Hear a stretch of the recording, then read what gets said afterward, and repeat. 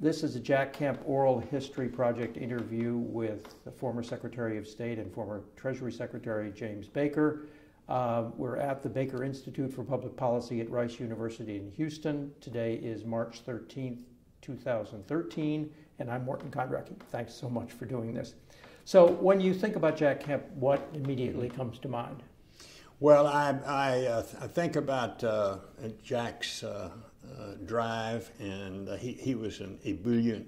He was always optimistic. It seems to me he was always positive, sometimes overly so. I mean, sometimes not too realistic in my view, but a terrific guy and a good friend, and a guy that came down here to Texas when I made the only race I ever made in my life for elective office as Attorney General, and he came down and campaigned for me. Now, why did he do that? Well, he probably did it because I had run the Ford campaign against Carter and was probably the only Republican alive who had run a presidential campaign and not gone to jail.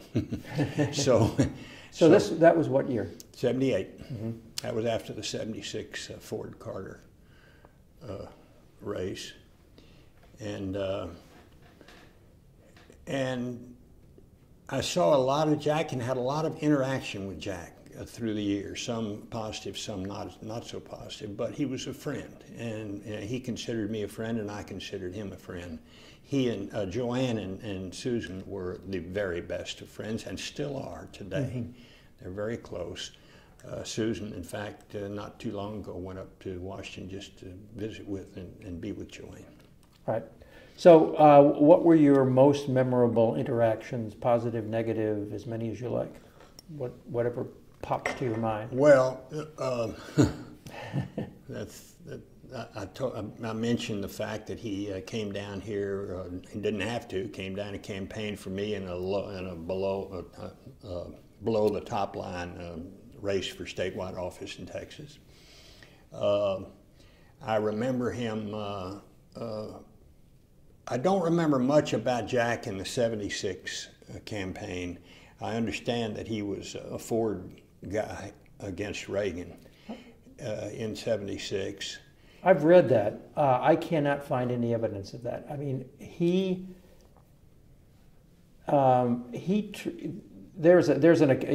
tried to sell Reagan at the 76 convention on Kemp, what was going to become Kemp Roth, and the deal never went through. Never went through. So I'm not sure that what. Have you talked to Craig Shirley?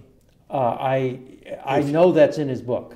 I saw that in his book. All I'm saying is I think he might have some recollections that I wouldn't necessarily have about Jack, because he really did a lot of research and a lot of studying. Right. Well, I'll check with him. He might have some ideas.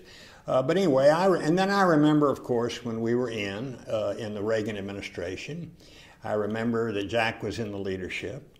I remember there were occasions when he would oppose us. Generally speaking, we saw him as an ally. He was simply a congressman in the minority in the House of Representatives. And he didn't have the responsibility for getting things done that we had.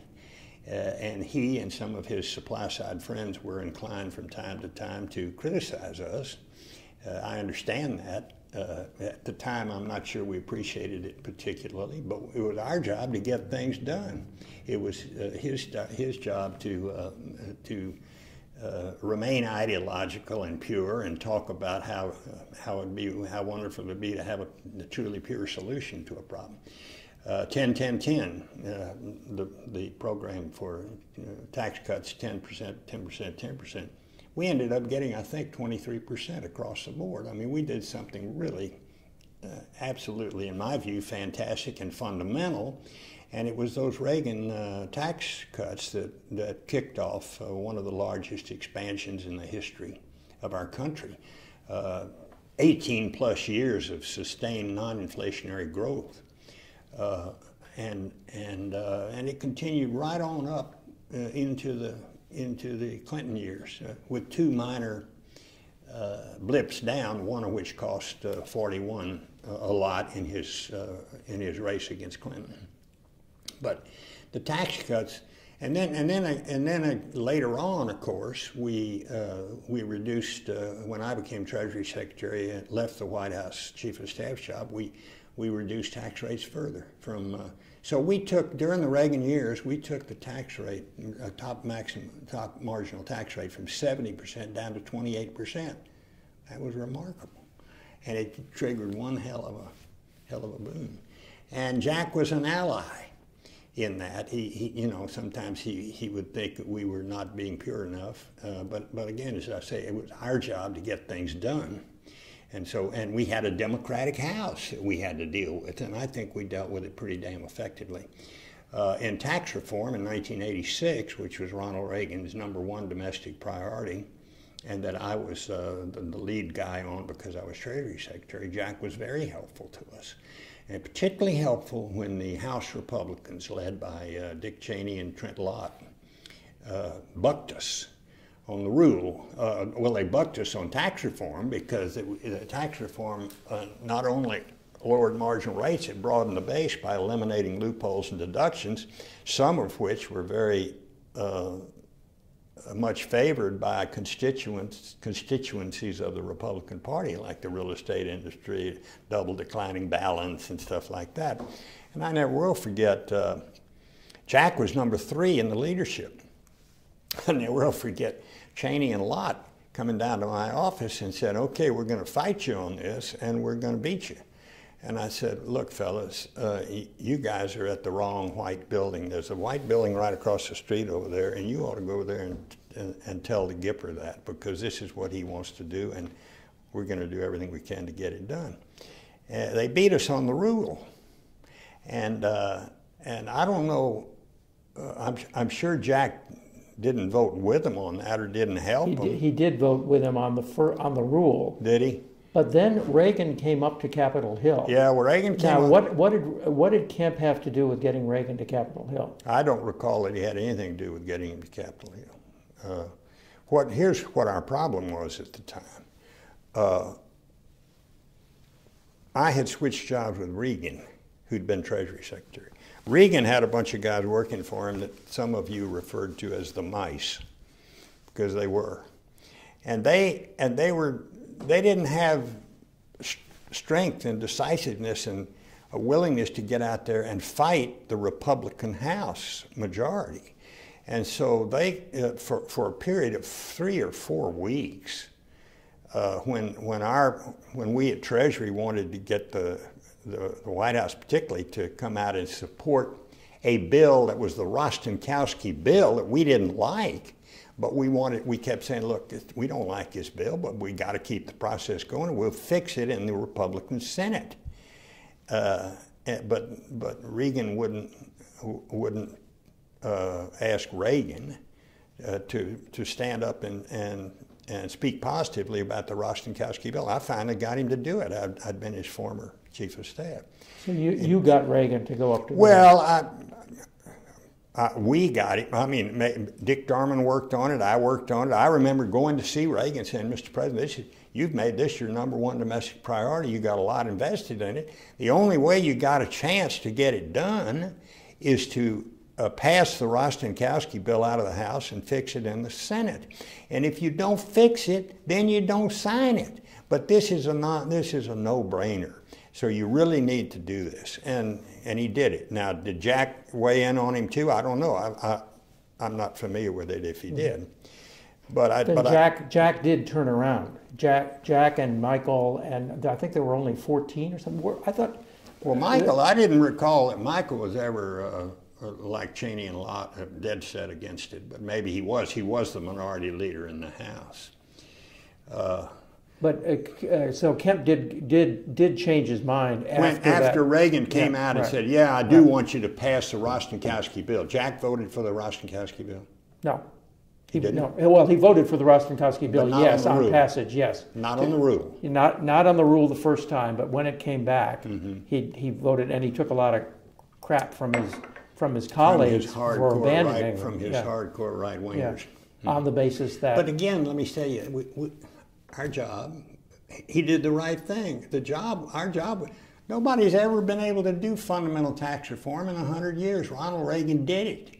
Right. And it was the right thing to do. So that was the right vote to make. So just because we won't come back to tax reform, Yeah. how much interaction was there with Kemp and you on I don't tax recall. reform? I don't Okay. think there was any, very little. Because somebody said that they remember you and Darman coming up there and trying to. He was against the fact that the Rostenkowski bill didn't have a $2,000 personal exemption, and that the rate was 38% or some top rate was 38%. Of course, you could always find. That was a Democratic House. Right. I mean, but talk about getting lost in the losing the forest for the trees. That's what that was. Yeah. Okay. All right. So. Okay. We'll skip that when we do the We can talk more history. about tax reform if Okay. you want. No, but we don't have to. I don't recall Jack having a fundamental role in tax reform. And frankly, I didn't realize that he had voted against us on the rule. Well, Kemp Kasten was an early version of tax reform. Bradley Gephardt, Kemp Kasten, then the Treasury One. I mean, there were lots of Treasury One, but there was only one bill that was supported by Ronald Reagan, the President of the United States. Right. Okay. So when did you first meet him, or when did you first become aware of it? Well, I think that would probably have been. Well, I guess maybe it must have been sometime during the '76 campaign, but I don't have any independent recollection of it more. Okay, but so 78, you're obviously is the first time that you. Yeah, because he came down here and he campaigned for me. Do you remember any interaction at that point? I mean, what you thought of him at the time? Yeah, we did a great event in Corpus Christi, Texas. I remember it very well, and I remember how appreciative and grateful I was that he came down. I don't know when Joanne and Susan became so close. I do not think it was during our stay up there in the Ford years. I think it was during the Reagan years. Mm-hmm. Right. Okay. Reagan-Bush years. Right. So what do you think were his outstanding personal strengths? Well, he was committed. I mean, he Reagan. I've often said Reagan held certain views viscerally, and strong defense, lower taxes, smaller government, things like that. And I think Jack had the courage of his convictions, but there was a significant difference in my view, and that is that Reagan was really, at heart, a pragmatist, because he understood that we judge our presidents on the basis of what they can get accomplished in the Congress. And he, contrary to some popular belief, he was not an ideologically pure leader. He knew, he was a good negotiator. He knew when to hold them, and he knew when to fold them, and he was quite willing to do the nitty-gritty grunge work of reaching across the aisle to get things done, and it happened over and over. Look at the first tax and spending program that we came up with. We got the boll weevils to come across by putting our own program up there and saying to them, "Look, what do you need? What do you need tweaked in this in order to support the president?" He did it again in tax reform. He did tax reform with Democratic votes. Too bad we can't find something like that today in our political dysfunction. So how would you contrast Kemp with? Well, I don't think Jack was as pragmatic. He may have had some pragmatism in him, but he was more ideologically, I think. That's not to take anything away from him. I mean, I think the strength of his convictions was one of his strengths. But he was in a position where he didn't have to make things happen. We were sitting down there at the White House, and our job was to make things happen. Fortunately, we had a president who understood that and was willing to do what was required to get it done. And I think Jack was a little bit more ideologically committed. Purist, Yeah, well, yeah, absolutely. And if that, maybe even to the point that was maybe a weakness. I don't know. Any other weaknesses? No, he's a friend, and he really is. Even though, as I say, we had some issues where we crossed swords. We used to call him Harry High School, because he'd come into these cabinet meetings and he was full of ideas and ebullience, and he was Secretary of Housing and Urban Development, and he wanted to be a combination of Chairman of the Federal Reserve, Treasury Secretary, Secretary of State, and Secretary of Commerce, or whatever else. And so he would expound on anything in the world that the president would let him talk about. It was a gold standard or whatever else, regardless of whether it was in his jurisdiction or not. And so it became the subject of some mirth. So did he do that every cabinet meeting? No, not everyone. Yeah. No, not everyone. Do you remember any specific interventions? No, I can't. I remember him talking about that one time we were there. There wasn't any discussion of Fed policy, and Jack wanted to talk about monetary policy. Well, that's not exactly something you determine in cabinet meetings, particularly when you're the Secretary of Housing and Urban Development. Now, I say that with fondness and regard for Jack, but you asked me if there are any other weaknesses. Well, one of his aides said, actually it was Dan Coates, said that he came back and talked to his friends and said that you said to him, Jack, you are not the Secretary of Commerce, you are not the Secretary of State, you are the Secretary of Housing and Urban Development, you are not the effing, especially Secretary of State. Do you remember ever saying that? Probably did. I probably did. Well, it would have been at least partially my job. It would have been my job in the first Reagan term, because I was the White House Chief of Staff. And it was at least partially my job in the second Reagan term when I was Secretary of State, in the first Bush term when I was Secretary of State. Right. Yeah. Right. No, yeah, I'm sure. I'm sure I probably did. Right. Okay. Jack could be an irritant. Here I am trying to get the Madrid Peace Conference going, get it put together. It's something that had never been done, to get the Arabs to change 40 years of policy and come sit face to face with Israel across the table to talk peace. And what is Jack doing?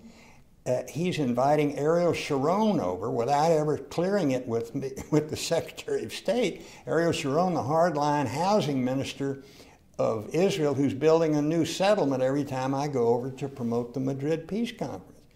Well, I found that to be fairly counterproductive. And let him know about it. How? What did you say? By telling him, this isn't something you ought to be doing. And I think he did it. I'm not sure that he even got the president's okay to it. I don't think he did. Sharon was a housing minister. Jack was a housing minister. Come on over, Will. So the meeting got forced over to the Israeli embassy. He did meet with him. Yeah, but I think we. You made it clear that you didn't want it to happen. I think I made it clear to the president that it ought not to be. It ought to be at the Israeli embassy. Yeah, that's right. Well, it was a very sensitive time. We were just about to get the Madrid Peace Conference done, and Sharon was very clearly an obstacle to peace, and so were settlements. So what is the truth about the Lithuanian recognition of Lithuanian sovereignty? Marlon Fitzwater, at one point in the news reports have Kemp almost strangling you. Then Marlon Fitzwater must have changed the book and said, and then he's chasing you down the hall, and Dick Cheney says that Kemp was leaping over furniture in the Oval Office. So tell me what you remember about that. Absolutely true. Well, I don't remember a lot about it, except here we are in the Oval. Why was Jack there? I can't remember. Maybe it was just it was after a cabinet meeting. And I think it was at the conclusion of a cabinet meeting, and we're going in to have a very important meeting with 41 about the question about this issue of what we're going to do about Lithuania declaring independence. Oh, and so Jack follows us in and starts talking to the president about how important it is that he recognized Lithuanian independence. And I was apoplectic about that at the time because we needed to keep it going with Gorbachev and Shevardnadze, and history has proven that that was the right approach to follow. And I basically told Jack to buzz off. And he got mad, and he chased me down the hall. It was funny. And so there was no, I remember when Marlin's book came out, the description in the press was that he was going to strangle you, that he was going to put well, his... Did he do that? He was after me. No, I was too fast. He may have been a pretty good quarterback for the Buffalo Bills, but I was plenty fast getting out of there. But you know, again, Jack and I were friends. You might not believe it when you hear all those anecdotes. But he came to Houston after he became on the ticket with Dole, and after they lost, he came down here and spent a couple of days with us. But Jack's reach exceeded his grasp. I mean, Jack really wanted to be, I'm convinced, something more than. Now, Bush asked me if he should put Jack in the cabinet, and I said yes. And I want to tell you, I think Jack did an extraordinarily good job as HUD secretary, particularly in low income, with respect to low income housing, homeless, enterprise zones. He was terrific. He just couldn't stick to his own knitting. Okay. So you said at the 1988 dinner that marking his retirement from right. Congress after the 88 election, in effect that he was right and you were wrong about supply side economics. That's correct. So, that's absolutely right. I still believe that I say it to this day, that I am a reformed drunk. But this was in the context of the voodoo economics phrase, right. Okay, that we used in the campaign. Where did that? That came really from Pete Teeley, I think. He was our press secretary. I'm not sure that's where it came from, but we used it. I was the chairman of the campaign, and I authorized the use of it. And it really pissed Reagan off.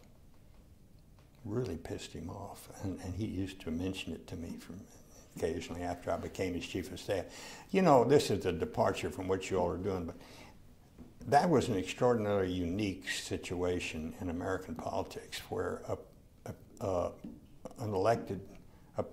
person elected president would reach out to someone who ran 2 campaigns against him and ask them to be his White House chief of staff. And what I've said is it really demonstrates the broad gauge nature of Ronald Reagan. Yep. How broad gauge, so secure in his own skin, and recognized he needed somebody who knew Washington. Yeah. But voodoo economics, you know, it was something we used in the campaign against Reagan. It had a great little political ring to it and everything. But after I was chief of staff for 4 years, then I was Reagan's Treasury Secretary for 4 years, and I became a reformed drunk because I saw it work. I saw it work actually during the last 2 years of my job as White House Chief of Staff, when I saw the economic growth that we generated by reducing the top marginal tax rate from 70% initially to 50%, and then down to 28%. Right. And it did work. And you go out there and say that today, and everybody said, "Oh, poo-poo, trickle down." They called it trickle down. Doesn't work. Well, that's bullshit. It works. Right. Mm-hmm. So in your book, you say that Ronald Reagan plus Margaret Thatcher, using supply side economics in effect, changed, and the success of it changed history, changed the attitudes of people all over the world toward free market economics. I think it did. Well, if you look, I think what I said, if you look around the world, particularly at the end of the Bush 1 administration, the whole world was adopting America's paradigm, which was democracy and free markets. And the free market part was significantly enhanced and impacted by lower marginal tax rate. So that does generate economic growth. So do you think, so what part did the strength of the American economy play in toppling the Soviet Union? A lot. Played a lot. I think history is going to be very kind to Gorbachev and Shevardnadze because they were the leaders of the Soviet Union who made the fundamental calculation that they would not use force to keep the empire together. And history is going to treat them well for that reason. But one of the reasons they made that calculation, in my view, is that they figured out they couldn't compete with us economically. SDI was a little part of that, but was the bigger economic picture, I think. Okay, so here's a theory that some Kemp admirers have, that he was the original author of supply-side economics, I mean of the bill anyway, that Reagan adopted. Reagan picks it up and changes the world with it. Therefore, Kemp deserves at least some credit, along with Reagan, for changing the world. Well, I think he deserves credit for coming up with if he was in fact the father of supply-side economics. I don't know whether it was Jack, but there was a lot of people. Jude Wanniski might tell you he was it. Art Laffer will tell you it was him. Well, Jack certainly borrowed it from them. Yeah. But Jack was the political figure that they used, the political face, if you will, of it. And so I think that that's a logical argument to make. I mean, my only quarrel with Jack was that he wasn't willing to see that with a Democratic House, you had to shave a few things here and there to get it done. You couldn't just mandate it through. Right. I mean, at this, you probably don't have the transcript or haven't seen what you said in 1988, but it was, I'll read it to you. Yeah. When the history of this revolution is written, two names should dominate the very first chapter: the general, Ronald Reagan, and the chief strategist, Jack Kemp. Jack Kemp was the idea man behind the Reagan Revolution. The 1981 tax bill was the spark that lit the revolution, and Jack Kemp was the inspiration. Jack Kemp was the quarterback of that bill. Well, good. You stand by that, yeah. Well, that was at his birthday. Okay? I wouldn't go so far as to say he was the quarterback of that bill. That may have been a little bit of you were the quarterback of that bill. Hyperbole. That was a little hyperbole, Mort. But Jack deserves a lot of credit. I mean, he was the face of the philosophy, okay, right, of that philosophy, and so I think he deserves that credit. Okay, so I was actually going through the Wanniski papers, and I found a lot of letters from Jude Wanniski to you. He wrote me all the time. Yeah. So what was your connection with Jude Wanniski? I don't know, except that Jude. I guess but I bet you won't find many letters to me until I was chief of staff for Ronald Reagan. Oh, that's right. Yeah. Well, I mean, and then for a long time after that. Yeah. Yeah. He used to write me all the time. Well, he thought that as Treasury Secretary, I did the right thing, and within limits, the right thing is White House Chief of Staff. Even though I wouldn't let Reagan be Reagan. I mean, how insulting to, that used to really piss me off when people would say these guys in the White House won't let Reagan be Reagan. They professed that this was their shining knight, Ronald Reagan. He couldn't do anything wrong, and yet they would suggest that he was controlled totally by his staff. That's total bullshit. And it really is. And Jude was one of them, but he admired the job that I did because we got it done. Somebody had to take the thing and make it into legislation and make it work. And it was Ronald Reagan who did that. And Jack may have been, Jack and Jude and Art and whoever they were, the godfathers of the concept and the philosophy. but it was Ronald Reagan who made it work, and without him, it never would have happened. Right. So what did Reagan think about Kemp? That he could be an irritant, I think, but that he was philosophically on the right wicket with this idea. Do you remember any conversations with Reagan about Kemp? I think when he voted against us on tax reform, but I don't remember a definite conversation. But I know Reagan wasn't happy with that. He was not pleased with that. Right. He didn't understand. Reagan was guileless, you know. He would never think ill of anybody. He couldn't. That was Nancy's job. She was his protector. Well, it's true. Mm-hmm. She was his guardian, his protector. I remember when Ed Rollins went out and said, Maureen Reagan is the worst candidate I've ever known. And Reagan wasn't chomping at the bit to fire him. I mean, he just didn't think ill of anybody. But he was disappointed. I think he was disappointed in Jack when that happened. So did Reagan consider himself a supply sider, and did he give? Reagan considered himself a proponent of lower taxes, less regulation, smaller government, and strong defense. Peace through strength. Those were his ideological lodestars. Okay. I don't know whether he would ever, I don't ever remember him saying, I'm a supply side. I'm sure he did. If they go back and look at his speeches, he probably said that several times. Okay. Let's go back to the 80 campaign. Besides the voodoo stuff, so Kemp had the title of chief economic spokesman for the campaign, but did he do much during in the 80 campaign? 80 campaign after the primaries, and Reagan is running for president. Kemp had endorsed him early on. I don't remember. I was at that time I was a senior advisor in charge of debates.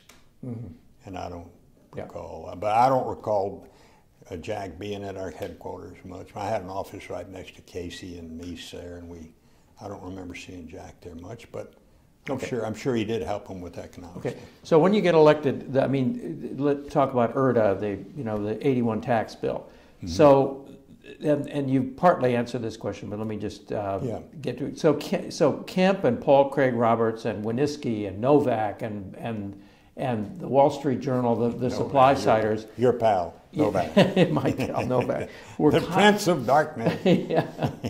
We're constantly accusing you and Darman and Gergen and Wiedenbaum and so on of trying to water down and delay 10-10-10. Guess what? We were trying to get supply side economics passed through the Congress, okay? And we had the job of making things happen. They didn't have to make anything happen. So it was very easy for them to sit back and carp, which is what they did. Mm-hmm. Okay. So, but Reagan, every time Reagan was asked about this, he said, "No, I'm not going to. I'm sticking to my guns." And then there would be endless stories about how there was this battle for Reagan's mind between Treasury and the White House, and there were Treasury, really? Well, Paul Craig Roberts was at Treasury, and he was way down in the woodwork. Well, he was an undersecretary. No, he might have been a deputy assistant secretary, maybe maximum assistant secretary of the Treasury. Well, he assistant. You look it up. I bet you. Okay. He would not be. But what about? But they thought, and Steve Inton and some of those other guys. I remember all those guys. So they thought they had that Reagan basically was one of them, and that Reagan was a supply sider at that particular point, and was operating. In any event, Paul Craig Roberts wrote a book, and it's got endless stories dumping on me. Endless stories about and lots of quotes from the papers, which are true about leaks or stories out of the White House saying the president's going to compromise with Jim Jones on the budget, and he's going to compromise with the Republicans. Well, guess what? It's true. The president did compromise, which is why he got his spectacular economic program through a Democratic House in the first term.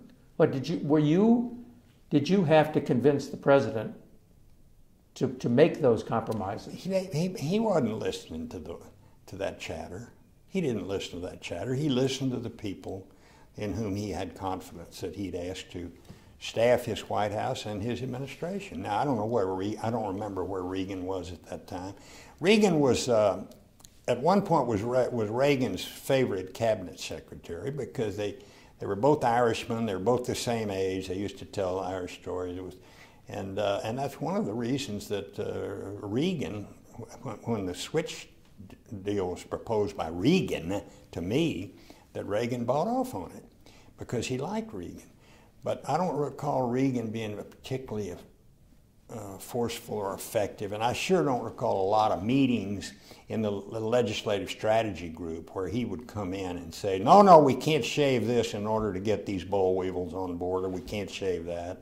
I don't remember that. Mm-hmm. He may have done it, but I think that he was probably more true to supply side principles when he was talking to his guys over at Treasury than he was when he would come over and have to deal with us at the White House in legislative strategy meetings. But that's just my surmise. So Roberts and some journalists interpreted what was going on. The stories would all appear in the press about the battle for Reagan's mind and all that kind of, and there, evidently there was a battle for Reagan's mind, right? Well, I don't recall well, maybe so, but I don't recall ever getting a lot of pushback from Reagan when we would go in there and say, look, we got to do this in order to make this happen. We have to do something in order to make this happen. And again, I would remind you that 10-10-10 was 30% cuts over 3 years. We did 23% in 1 year. I think it came out 5-10-10. Did it? Yeah, and okay, it was delayed, and the whole, I'm sorry, 23% over 3 years. 23 over 3 years. Yeah, and it got sorry. And it originally was supposed to take effect on January 1st of the first year, and it really didn't take effect until after the recession started. So those small adjustments, I would submit to you, were one hell of a small price to pay for our being able to get that stuff through a Democratic House and signed into law. And it's just like tax reform. You could say, well, you never did state and local tax, you never did charitable deduction, so therefore you didn't do anything worthwhile. Well, come on, that's not the way the process works. So Roberts and some journalists, major journalists, interpreted this stuff as an attempt by people who had worked for Bush to undercut supply-side economics in order to set up the succession that, in other words, if it worked... And the people who had worked for Bush were James A. Baker and David Gergen. And Gergen was out of there by the time all that stuff was paid. Gergen only lasted 2 years. Well, he lasted through the first term. Did he? Okay. Yeah. Gergen and Darman. Baker, Gergen, Darman, yeah. Friedersdorf. Yeah. The cabal of people who got things done for Ronald Reagan. Right. Okay. So it had nothing to do with the succession. You weren't thinking about Jack Kemp as well. Look, who was going to be if Reagan had not run for re-election? And that sounds like something that Al Haig would say. Really, I'm not kidding you. That's crazy. Conspiracy theory. Listen. But if you read my book, you'll see I bent over backwards to make sure that everybody knew where my loyalties were. They were to Ronald Reagan. Now, if seeing Reagan succeed enhanced Bush's opportunities, so much the better. He was vice president of that administration. But to say that we were doing what we were doing in order to defeat the hopes of Jack Kemp for running for president. That's crazy. I did everything I could to defeat Jack Kemp, and did defeat him. Okay. In '88. In '88, yeah. And we'll get to that in a minute. Right. But it didn't have anything to do with my advice to Ronald Reagan that if he wanted to get his program through, he'd have to shave it here and there. So I don't know what journalists you're talking about beside Novak. No, there were a lot of them. Actually, Mm-hmm. it wasn't just Novak. Anyway, so David Stockman is also operating. Well, was he operating in the interests of getting these bills passed, or was he really truly against the Reagan tax plan? Because he sounds now, and his book sounds as though he thought. I don't know the answer to that. You have to, you really would have to ask. I never really was positive totally where he was. Look at the thing he did with Grider, which was treason. Okay, and so I don't really know what his motivations were. I was told he was a supply sider. Yeah. That's what the supply siders regarded him as an apostate. Apostate, yeah. Right. But that was only after he'd been in there a while. When he first came in, they didn't regard him that way, did they? Well, Kemp was a friend of his forever. I mean, Yeah, Kemp never dumped him, but Winitsky began to suspect him right from the beginning, and then as time went on, remember, Kemp would criticize his deficit estimates all the time and say he was overstating the deficit estimates and try to undercut the tax the tax plan. That's true. You know what is interesting, the point you made about Winitsky. Winitsky did write me all the time and shared confidences and things with me. Why? Because he admired my ability to get things done. That was the reason. And Jude, and I always felt that therefore he was not quite so Simon pure as people like Enton and Roberts and people like that. And maybe Jack, I don't know. Yeah, my read on Winitsky, he wrote a lot of people, and he wrote them. They were all suck up letters. Were they? Well, maybe that's what it was. Maybe he just was sucking up. See, I was after all in a reasonably powerful position. You were, indeed you were, indeed you were. So why did you, when Stockman spilled his guts to Grider? Because we needed him. Treason. We needed him. Well, that's why did I protect his shop? Right. We needed him. Nobody else knew all that stuff. And I was really fearful that we would be without anybody who nobody else knew it, and so I prevailed upon Reagan not to fire him. Right. Okay. So as soon as the '81 tax bill is passed, there are all these stories of people trying to get Reagan to impose excise taxes on, tobacco and alcohol. I don't remember any of that. Social Security. I don't remember any of that. No. We didn't do that, but we did do TEFRA. Right. Okay, and I remember the problems with TEFRA and the problems in convincing the president that he ought to do it. We finally did. It's one of the few times I've ever seen him lose his temper. He took his glasses, I can see it right now today, threw them down on the, all right, God damn it, I'm going to do it, but it's wrong. Guess what? He may have been right. I think I wrote that in my book, that I think he may have been right, we've been wrong. But at the time, we were deadly fearful, dreadfully fearful of the bond market because we had this big deficit. At the time, it was a big deficit. Today, it looks like nothing compared to what we got today. But we were in a period of rising interest rates and rising economic growth as a result of our tax cuts, and we were concerned. Falling economic growth as a result of the high interest. I mean, you were in a recession. Well, we were, but yeah, well, we were coming out of it though, more. When didn't TEFRA happen in January of say '83? No, it passed in August of '82. Okay, but we were worried about the bond market. Yeah. Which ultimately, will come. I mean, I think that's what's going to happen to us now. Once growth resumes and we have to start, and interest rates go up, and we got to start paying all this debt service, this debt we have today, this ticking debt bomb is going to be even worse. So that was the motivation behind it. I know Volcker felt that way. I know I was not Treasury Secretary then, but I'm pretty sure that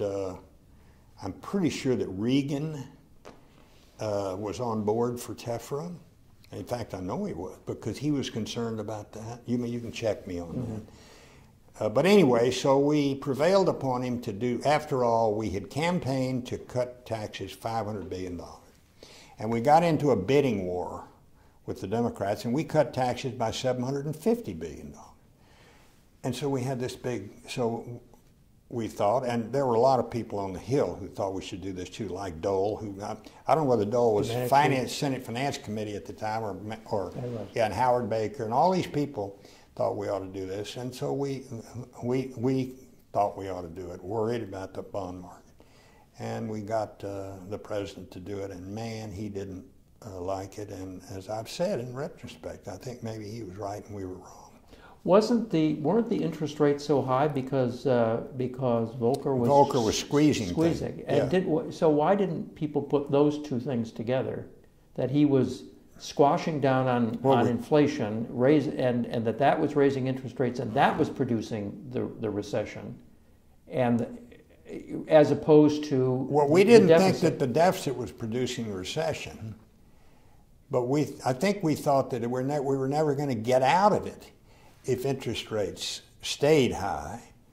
And you're quite right that Volcker was squeezing the inflation out of the economy. It was the right thing to do. Reagan was supporting him.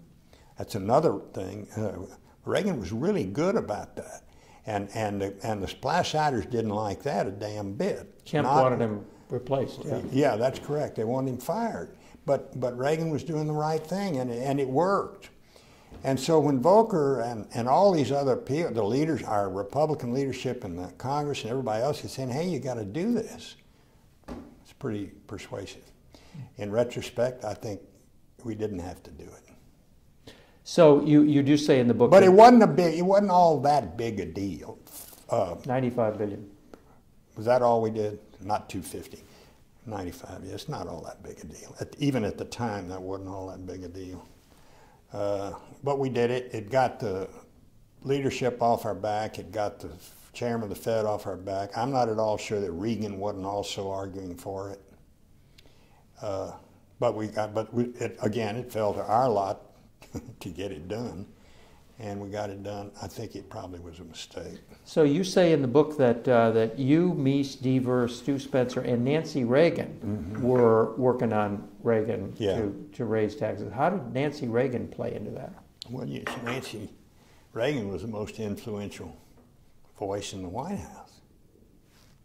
But she wasn't an economist. I mean, how did she get? She was a pretty good politician. Okay. And so she understood politics, and she understood that maybe this is something, that maybe this was a risk in terms of the bond market. And if the congressional Republican leadership tells her it is, and the close-in people in the White House do, and probably the Secretary of the Treasury, so she wants to look out for her husband. It's like, any number of instances where she was critical to what was done, Before I forget it, the 81, just to go back one step, when the 81 tax bill got signed in August of 81, it was done in California. Why wasn't there a big, Washington ceremony? Well, we hadn't gotten our spending cuts. That's the only thing I can think of at that time. That was the beginning of this kabuki dance we do all the time, where we agree to spending cuts and tax increases. We get the tax increases, but don't get the spending cuts. And that's why I suggested in an op-ed in the Wall Street Journal within the last 9 months that if we do another grand bargain, what we ought to do is sunset the tax increases if we don't get the spending cuts. Right. We ought to do that. Right. Okay.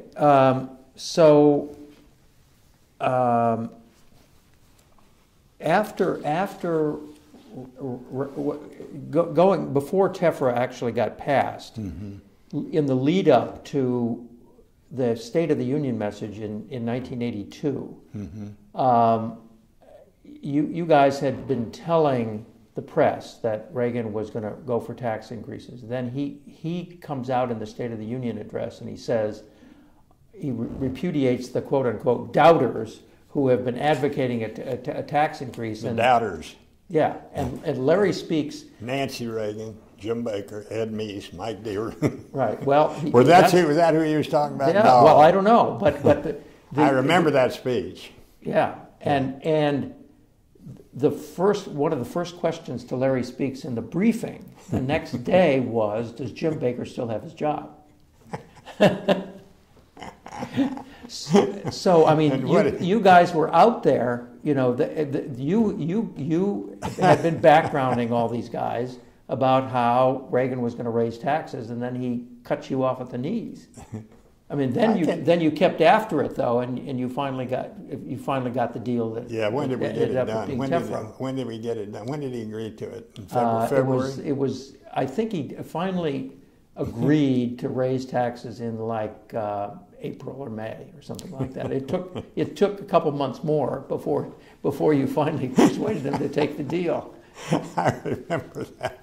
I think the president stuck those remarks in the speeches himself. He wrote a lot of his own speeches, you know. Pete, we now find that out.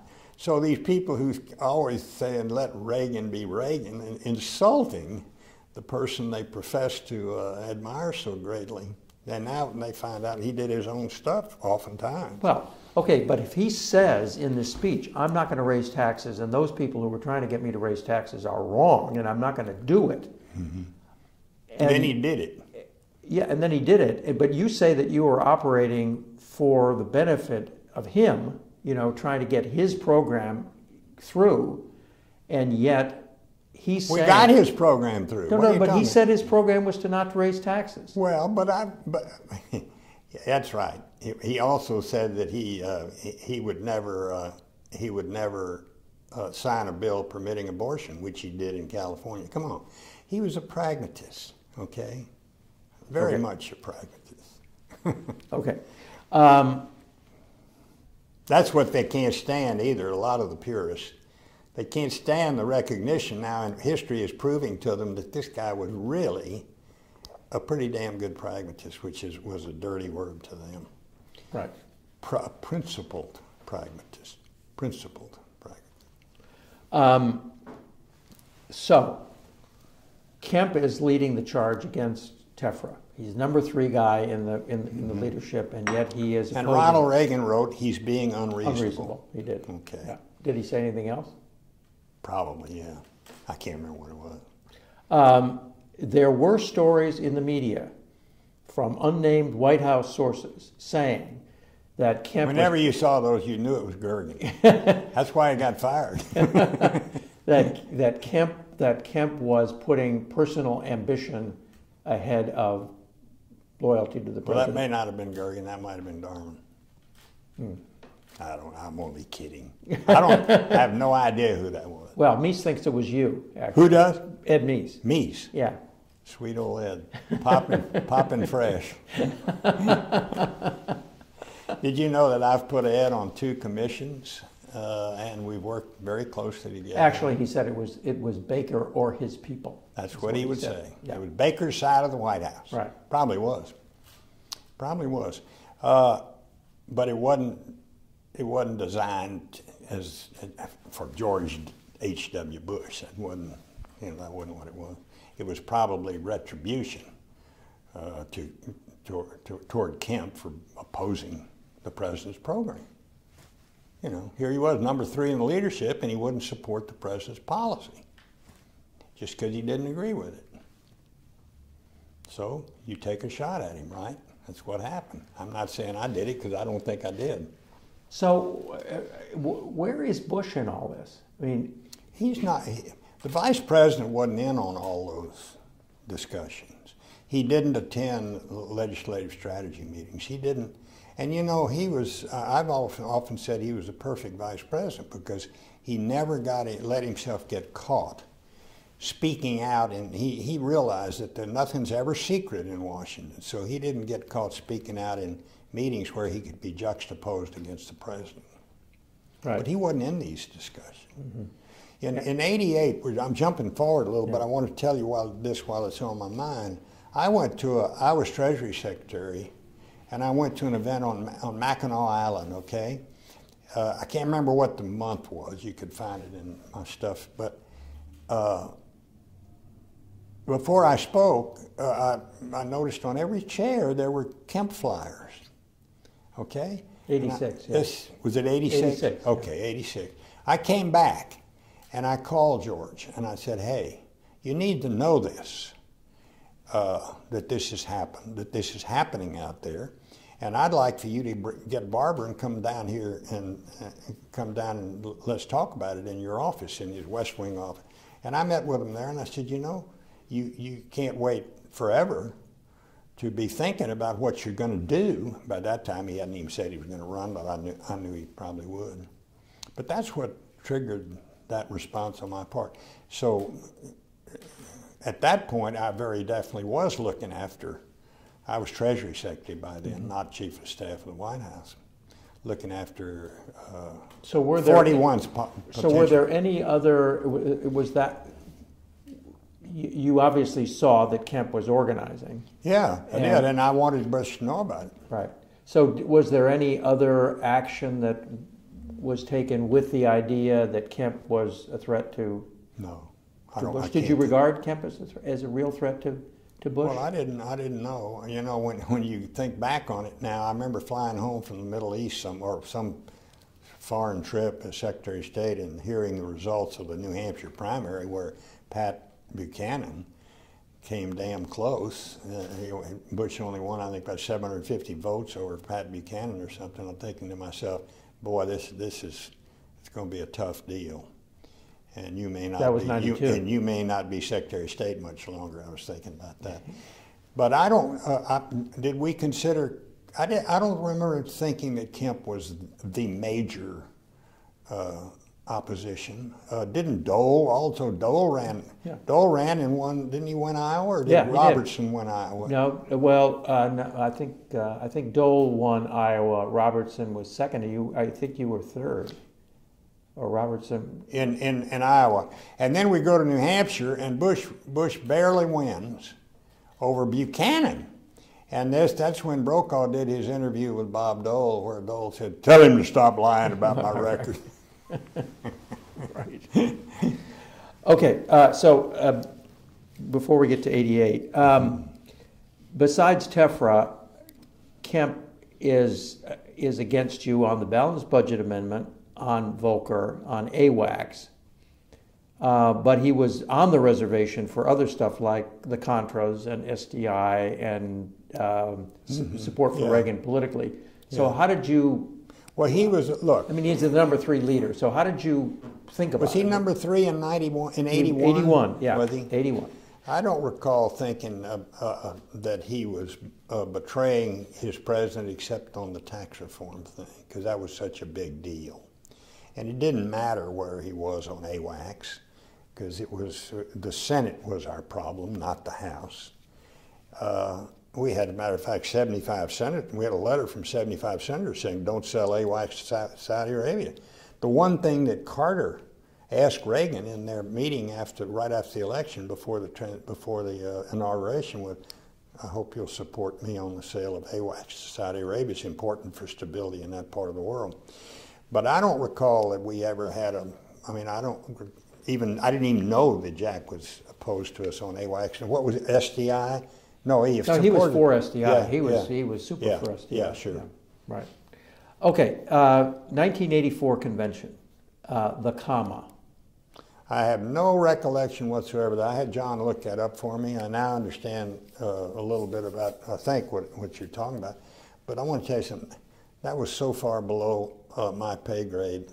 That was the platform committee, which didn't mean anything. Right. Squat. So apparently it was it was actually Darman. Apparently, Darman was the one who was insisting on.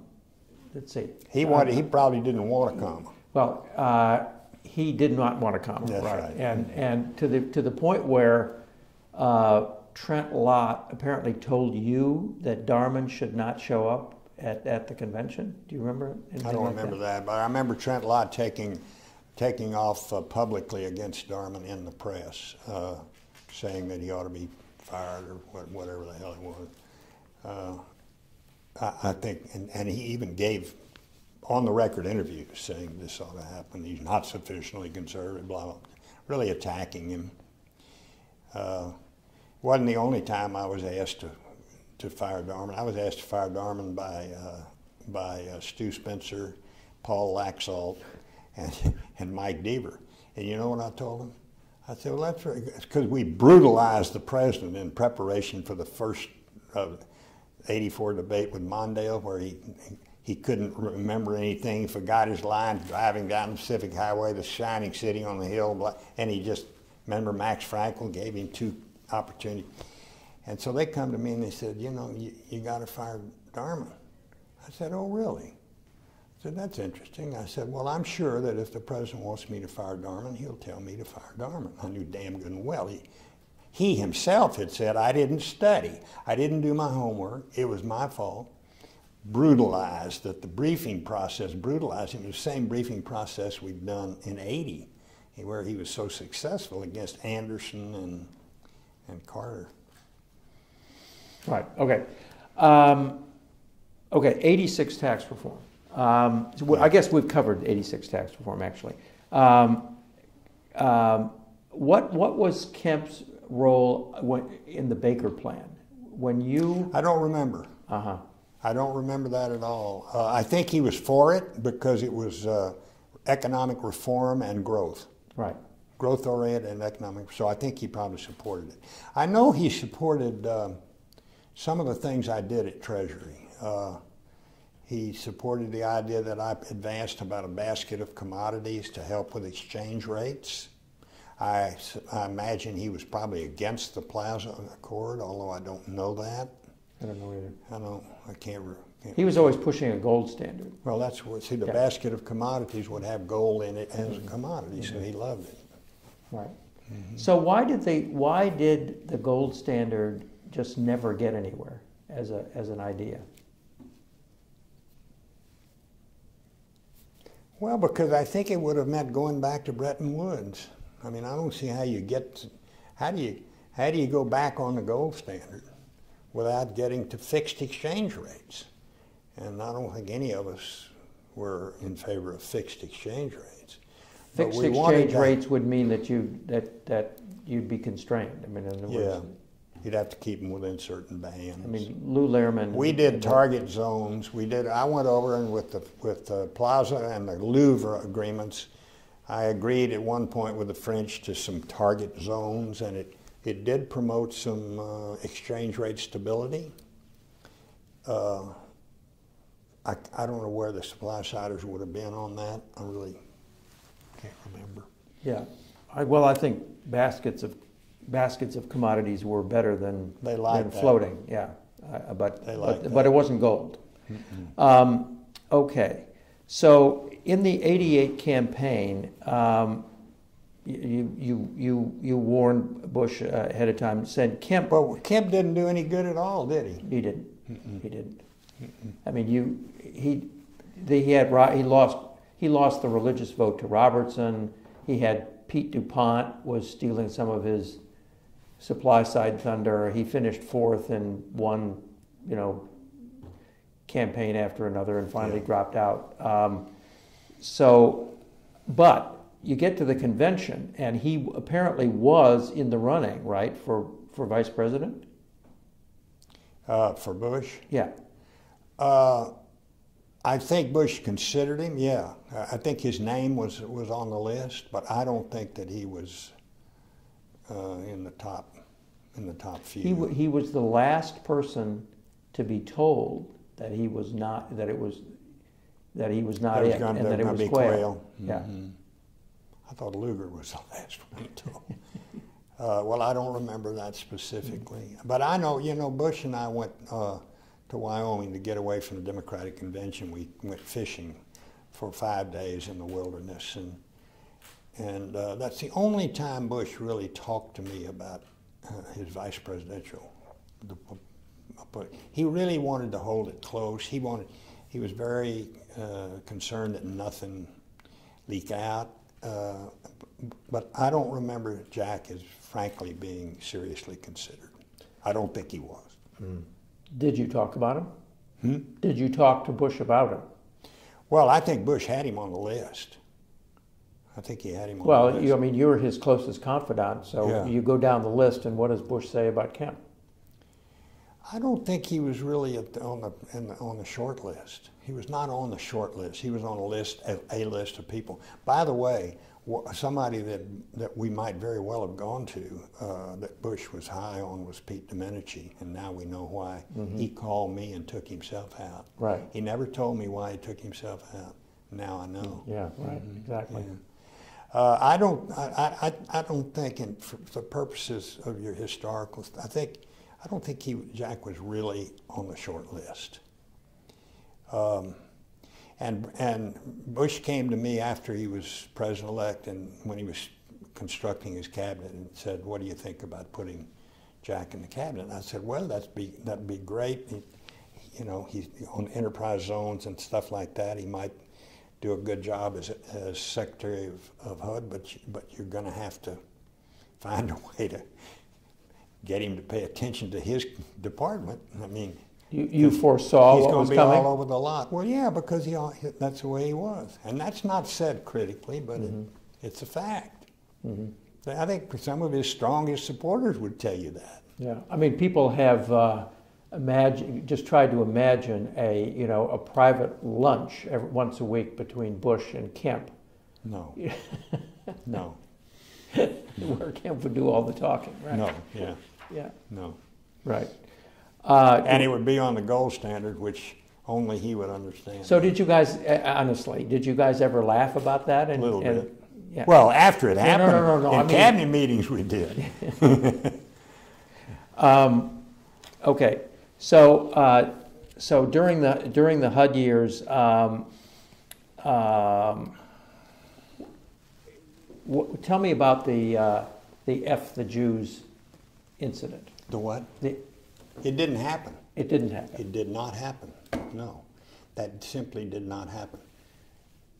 Which was so sad that Jack would do that, because it didn't happen. What did happen was we were in the Oval, and we were talking about some policy action that someone said, I don't know whether Brett or somebody else said, well, AIPAC won't like that. And I said, I think, screw them, they don't vote for us anyway. AIPAC, it was a political comment, okay? A political comment, and not an anti-Semitic comment in any way. And I think most people understood that at the time, but I never did say. So who was in the room? Well, Kemp was there, I think. Quayle was there. I believe Brent was there. George Bush was there. And all of those guys denied it, and it's my understanding that Jack went out and dumped it out to Ed Koch. Well, how terrible thing to do. And dumped it out as fuck the Jews, which it wasn't. As if it was an anti-Semitic comment, which it wasn't. It was had to do with a policy. Do you remember what the policy was? It was a comment made in a private meeting in the Oval Office having to do with some policy action that AIPAC opposed. That AIPAC would oppose. And my comment was, screw them, they don't vote for us anyway, which was a purely political reaction and comment. And I think Jack really regretted having done that. Did you ever have a conversation about it? Yeah. And what happened? Well, just he indicated that he regretted it. When they came here, he came here and visited, and I think Joannis talked to Susan about it. It was a trashy thing to do, a really bad thing to do, particularly at the time he did it, when he was considering running for president. Yeah. You think he was still considering? Well, I running think in so. 92? He dumped it out there, and I was still Secretary of State. Yeah. Of course, he was thinking about it. He ran in '88. No. This is he ran in '88, and then he didn't run in '96. Well, he didn't run in '92. He didn't run in '92, No. and he didn't run in '96 either. Mm-hmm. So Yeah. Well, I don't know whether he was thinking about it or not. You'd have to ask him that. Yeah. You'd have to ask him. Too bad you can't ask him why he did it. Yeah. So it was really not a. So it comes out. Not it comes, a very nice thing to do. It comes out in the New York Post, and there's a big kerfuffle about it. Yeah. And so. And I told the truth. I said I didn't say that. Yeah. Because it was "fuck the Jews," okay? Right. As an anti-Semitic comment. Right. I didn't say it. Did you say "fuck AIPAC"? No. Oh, you said "screw AIPAC." I said screw them. They don't vote for us. Right. Okay. So it comes out. You must have seen Kemp's fingerprints on it immediately. No, I really didn't. Oh, you didn't? It took a little while before somebody told me that's what happened. Mm-hmm. So was there a point during all this time when you didn't talk to him? I mean, you had some. I mean, look, you got this incident over Lithuania. You've got the Sharon visit. You've got he was a loose cannon. Okay, a loose cannon. Yeah. So did you? He was a loose cannon in more respects than one. He criticized his idol Ronald Reagan. He wasn't pure enough for him. Come on, he's criticized all of us who are getting the job done when he's sitting up there on the back bench as a minority member of the House. He's criticizing, and that's hard to take, even from a friend. So, what kind of friendship did you have? Well, I think we had pretty good. I think Jack liked me, and when he's not doing these kind of things, I liked him. But it's hard for me to forgive that latter episode. That was really a fairly trashy thing to do, particularly since it wasn't true. And and I don't know what he told Ed Koch, and Ed Koch is now dead, and Jack's dead, and so who the hell will ever know? And there's never, there's nobody else has ever confirmed. Did Jack ever tell you that he had told Koch that you said "fuck the Jews"? No. I think. I mean, Koch could have heard screw AIPAC and he could have run it as "fuck the Jews." Yeah. Yeah. Well, or the New York Post. Yeah. Yeah. Yeah. They could have done it. They could have manipulated it that way, but that really wasn't what it was. Yeah, but it wasn't. And what I said publicly at the time is, I never said that. And it's true. I never said it. Right. And I would never say it. Right. But I would make a political comment. There's nothing wrong with doing that. Right.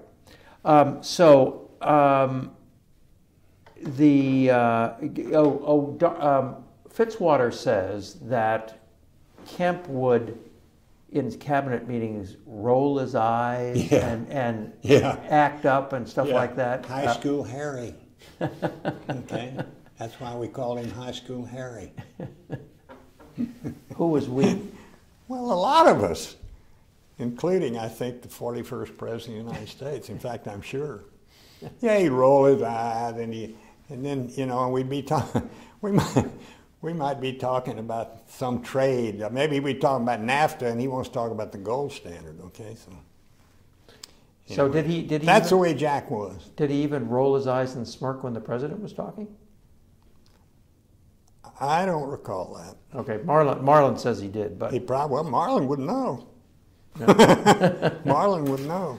Okay, so you said that otherwise his record was good at HUD, but his record with what? At HUD was. I thought he did a good job at HUD. Okay. I tell you who's really big on his record at HUD is my wife Susan. Of course, she's big in the homeless. She started the National Alliance to End Homelessness 25 years, 30 years ago, and it's been very successful. And she said Jack was really responsive in that area, and on enterprise zones and things like that. Before I forget it, so did Joanne and Susan ever intervene with the two of you to try to patch up your relationship? No. Did they ever have to do it? I don't think so. I don't recall that happening. Our relationship was as we've described it here. Yeah. I mean, it was, at times it was really good, and other times he was a pain in the ass to me, okay? I had the responsibility of getting this stuff done and making it work. Right. Sometimes he helped, sometimes he didn't. Right. How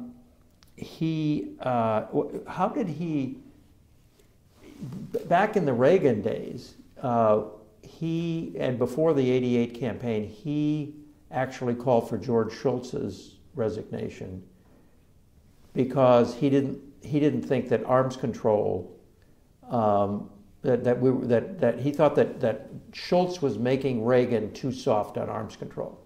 Well, that wasn't the only thing he was wrong on, was it? And George Shultz says, as you say, that one, he got stuff done, and two, he didn't do anything that Reagan didn't want him to do. That's right. Yeah. Well, that's true. Yeah. So, who cares what a backbencher in the minority in the House says on arms control? What expertise does Jack Kemp have in arms control? Yeah. Zero. Right. Was Kemp? Do you think Kemp was a neocon as opposed to a I don't know. realist? I don't know. I mean, I don't know whether that.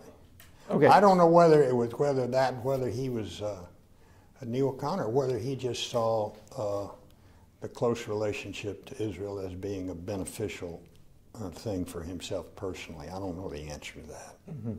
I believe I'm inclined to think that he had, again, the strength of his convictions, and that he felt that it was really, he was really a strong supporter of Israel because of that.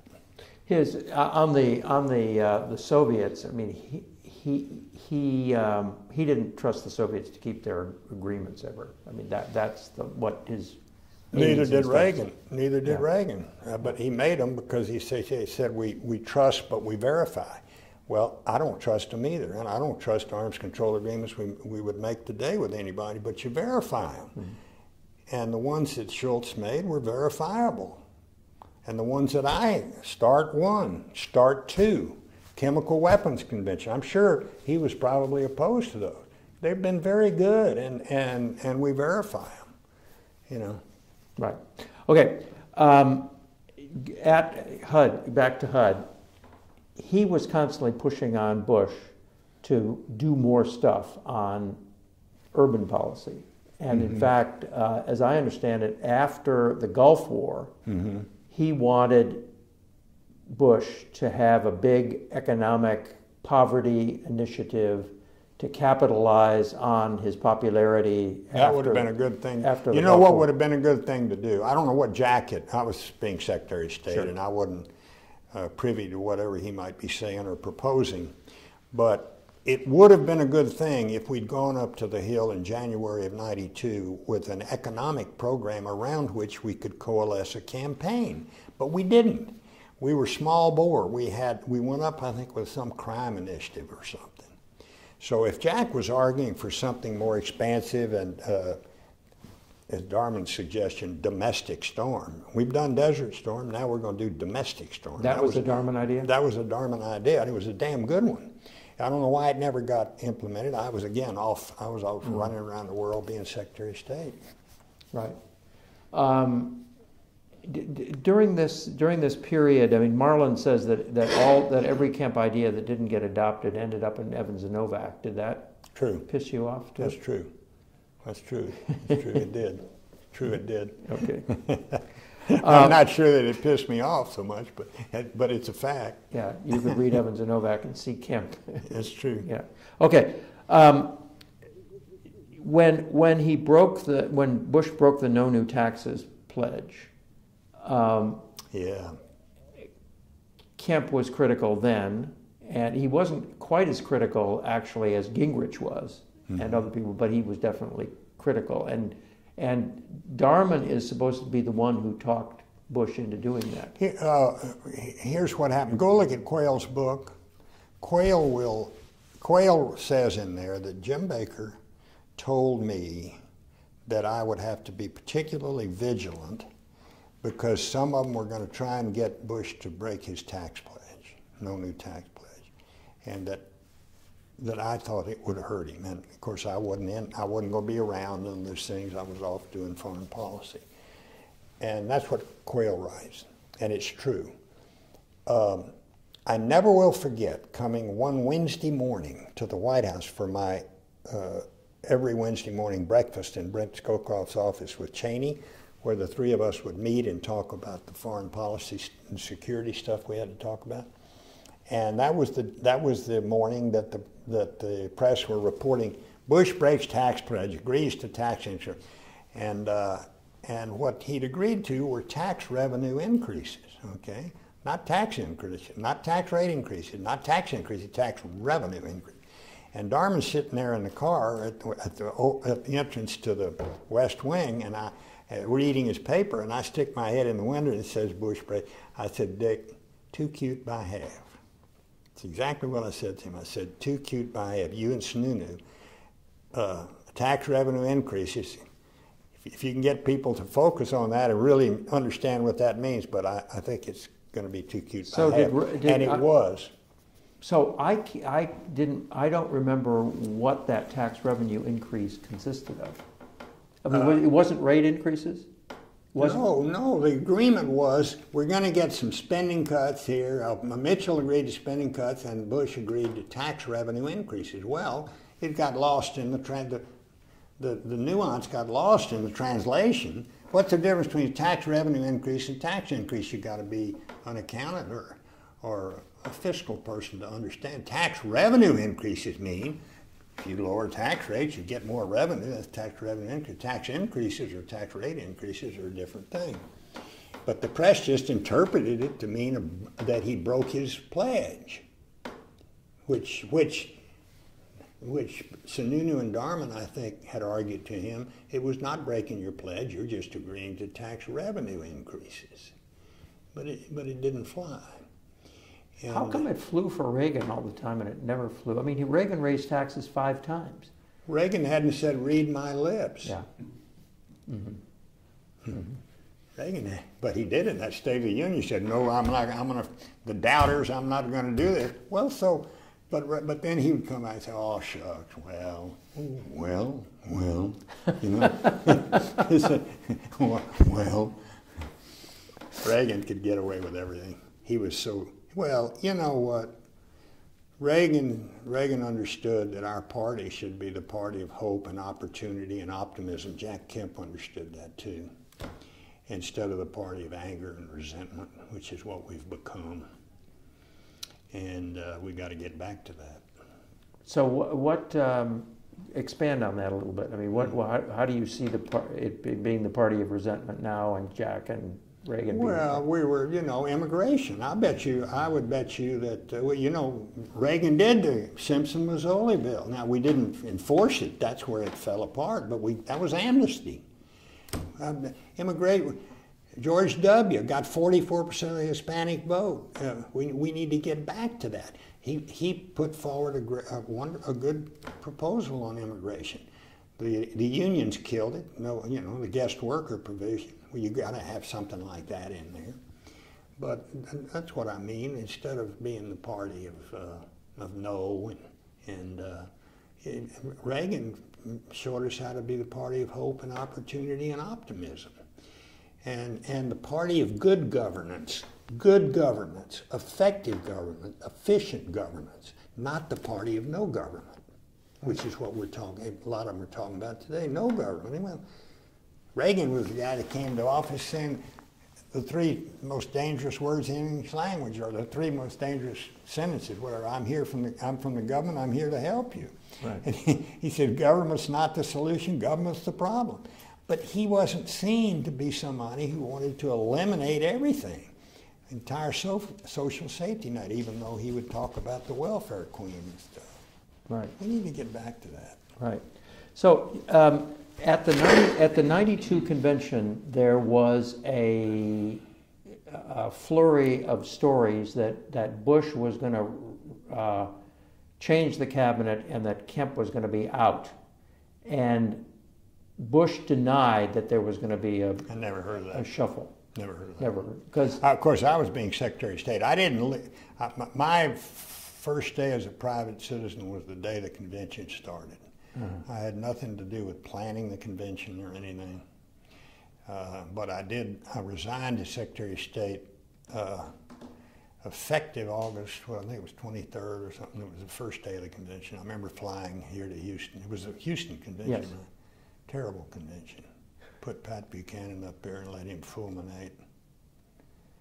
Awful. I don't remember anything about that. okay. I mean, that wouldn't. And there was well, Kemp actually had prepared a speech under the understanding that he was going to get fired, that was going to blast the Bush administration and its economic policy. And he was told by his staff, "You're crazy. You can't do that." And so he didn't do it. Well, it's good. That was good advice. The Yeah. staff gave him Right. damn good advice. Right. You don't bite the hand that feeds you. Right. People don't like turncoats, okay? You look at what happened to Connolly and to Specter and to people like that. There was some sort of, I don't know if you were even conscious of this, but some sort of real, almost physical confrontation between Kemp and Darman at that convention. Do you know anything about I that? don't remember it. Okay. I don't remember anything about Kemp at the 92 convention. Okay. 96. Were you involved in the Sarasota debate at all? You said that I don't remember. I don't remember doing much. I would get calls from time to time from Dole. I don't remember whether Jack called me or not. He may have, about the debate prep. I remember flying around on the plane on two trips or maybe 3 trips at Dole's request to talk foreign policy. That's about all I remember. Mm-hmm. So you weren't involved in, I mean, everybody says that Kemp's performance at the 96 debate was a disaster. I thought it was no good. Yeah. And do you understand why? No, I don't. I don't know who briefed him. I don't know I don't remember knowing how he prepared. Judd Gregg was playing Al Gore. Judd Gregg. Yeah, and it wasn't Judd Gregg's fault. Everybody says that Kemp didn't take it seriously enough and didn't. Was that what it was? Yeah. Okay, so how much contact did you have with him after that? A little bit, not a whole lot, but we, any hatchet that had been there was buried. He came and stayed with us. He had some event here in Houston. He stayed at our house, and then I think I saw him in D.C. a couple of times, but that would be about it. When did he die? I can't. 2009. Mm-hmm. You didn't have any contact with him after he was sick? No, I really didn't. Susan had conversations with Joanne, but I thought about going up to see Jack, and I never got around to it. I should have done it. I really should have done it. Yeah. But I didn't. Okay. Any further thoughts? No.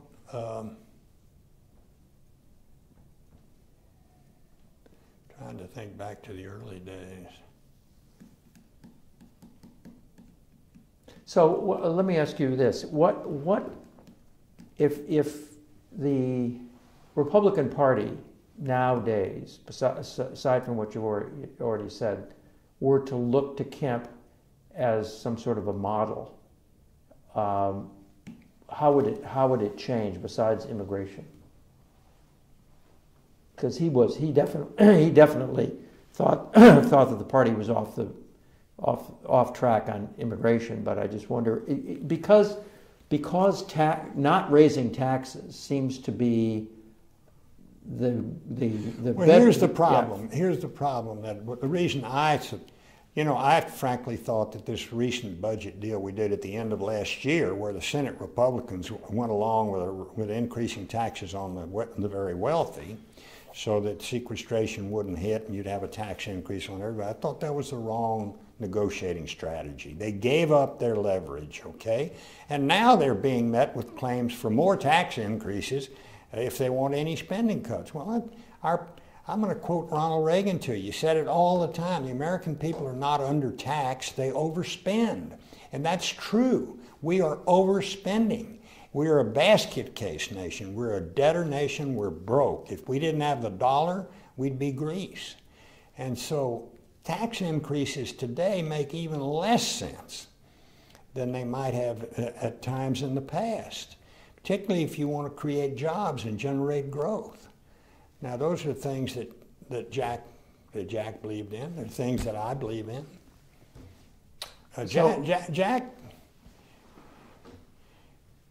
Jack had, I think, had a lot of the right ideas.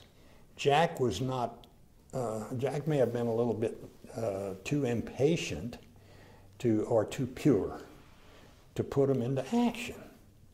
You know, maybe undisciplined? Leadership, undisciplined is a good word. Leadership is a commitment to value. James McGregor Burns says, a commitment to values and the perseverance to fight for those values, okay? That doesn't mean that if you have a chance to get, as Reagan used to tell me time after time, Jim, if I could get 80% of what I want, I'd rather have that than go over the cliff with my flag flying. Some of his most ardent backers, I think, believed he ought to go over the cliff with his flag flying. That's a recipe for failure. If he'd done that, if he'd stuck to, no, I'm not going to have anything but 10, 10, 10, we wouldn't have gotten the fundamental changes in our nation's economic system that we got.